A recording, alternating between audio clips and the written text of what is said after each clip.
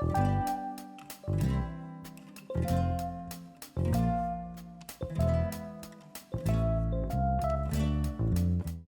projet, il avait d'abord comme objectif de pouvoir permettre à nos professeurs et à nos étudiants d'alphabétisation de pouvoir enregistrer des séquences audio et de pouvoir se réécouter par la suite. Alors pourquoi?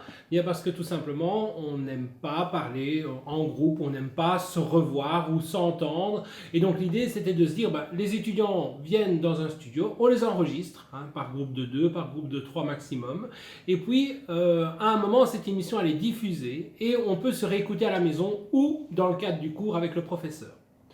Et donc ce projet il a été donc initié dans le cadre de l'appel à projet École numérique, et puis on a décidé de l'ouvrir à d'autres sections, et donc notre objectif ce serait de pouvoir proposer d'autres émissions thématiques. Donc par exemple, les aides-soignantes qui viendraient faire une émission sur la maladie d'Alzheimer. On a pu avoir un exemple avec la section aides-soignantes donc, qui a créé une émission il n'y a pas longtemps.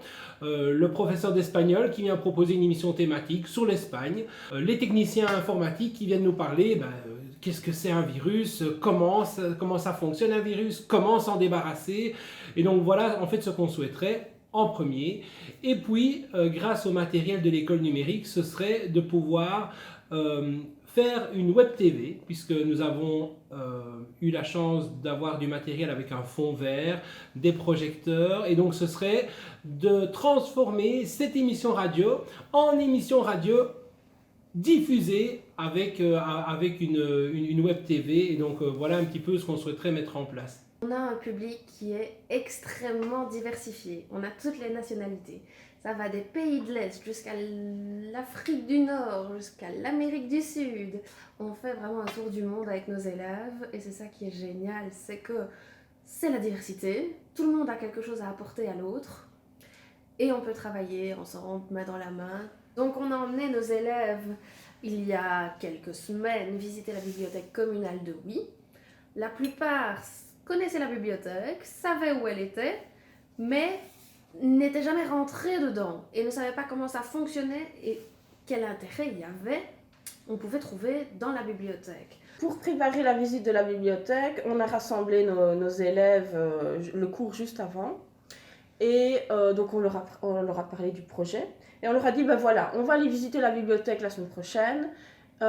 Qu'est-ce que vous avez envie de savoir sur cette bibliothèque? Donc on en est venu à toute une série de questions qu'on a un petit peu, je veux dire, remaniées pour le jour de la visite. Et alors le jour de la visite, les élèves sont arrivés avec leurs questions. Les questions qui ont été reposées aujourd'hui aux élèves et pour lesquelles ils ont fourni une réponse formulée par eux-mêmes. Techniquement, donc pour le moment, ce qu'on a, donc, il faut savoir que les émissions sont enregistrées et puis sont rediffusées. Alors donc techniquement, on a besoin d'un ordinateur, on a besoin donc d'un logiciel, et donc les logiciels que nous utilisons sont des logiciels libres de droit. Donc notamment pour l'enregistrement, on utilise Audacity, et pour la diffusion, donc on utilise MyRadiumStream, donc qui est un hébergeur. Et puis alors, on a aussi donc une solution qui automatise la diffusion de nos émissions.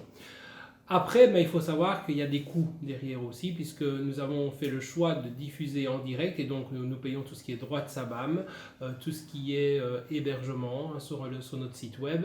Et donc voilà un petit peu au niveau technique, en tout cas pour la partie web radio. Alors il y a une table de mixage, il y a des micros, je veux dire tout ça, voilà, pour produire une émission radio il faut. Et puis pour l'envers du décor, pour l'autre côté, puisque on souhaiterait mettre en place notre web TV, là on a le matériel nécessaire, puisque tout le matériel a été mis à disposition par l'école numérique. Dans un premier temps, ils n'étaient pas d'accord.